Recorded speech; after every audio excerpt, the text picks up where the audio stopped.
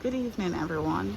Remember when I just came back from the hospital after almost dying, and I found all my plants dead. I ripped out everything except for this pineapple tree because it seemed salvageable.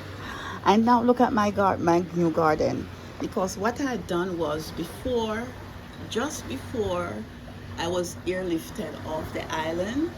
Um, yeah, just before I was airlifted off the island, I planted some new, some like tomatoes and some other things in there, and they're all growing up now. So I wanted to give you a quick update on my plants. See, even though those died, it hurt my heart so much to come home and I had to rip all those old plants out. But my garden has regenerated. Isn't it beautiful? All right, stay healthy. Remember, um, do whatever you can to calm yourself when in any stressful situation. As long as it's healthy, as long as it's not going to hurt your health or repress your recovery.